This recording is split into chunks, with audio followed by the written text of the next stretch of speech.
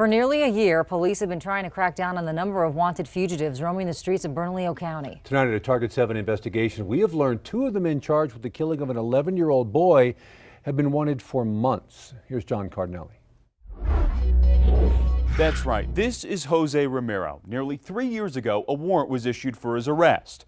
And this is Nathan Garley. He too had a warrant issued in January.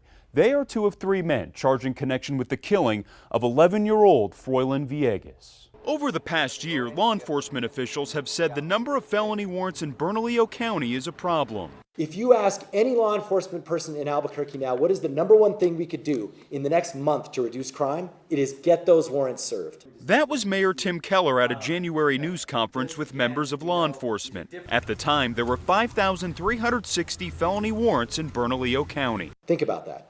5,000 people who should be in custody who are not for extremely dangerous crime. 10 months later, 66 more warrants than in January. Some of them were let out of jail and never showed up for their court dates.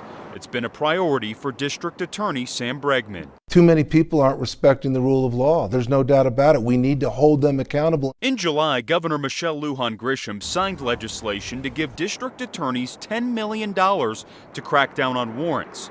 $5 million has gone to Bregman, and he's been paying officers overtime to round up fugitives. Bregman tells Target 7 his office, along with other law enforcement agencies, have rounded up 215 fugitives since July, including 9 murder suspects. We need to make sure that we realize that you don't get to go run and hide and stay away from the criminal justice system. If you are accused of a crime, you are going to be held to answer for that crime. These are the 3 men charged in connection with the killing of Froylan Villegas. 2 of them had warrants at the time. Court records show the 11-year-old was attending an Isotopes game with his family earlier this month.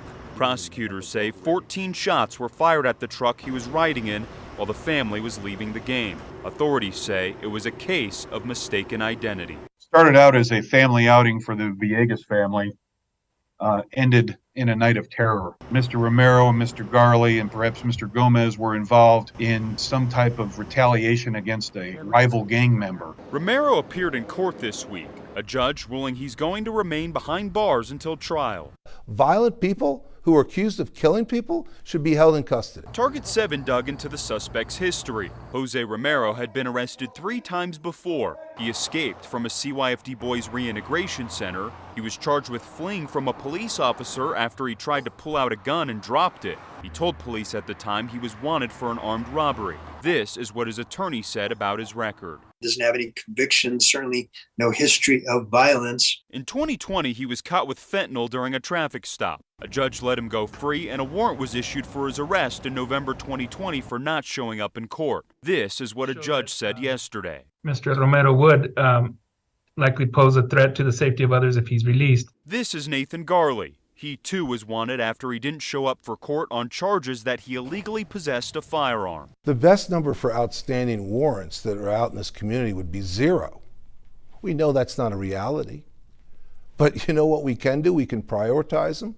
We can go after the people that are creating the crime in this community today. Daniel Gomez, the 3rd suspect in the shooting, was not wanted on any charges, but court records show he had 4 prior charges. One was for drug dealing after police found 1,000 fentanyl pills at his home.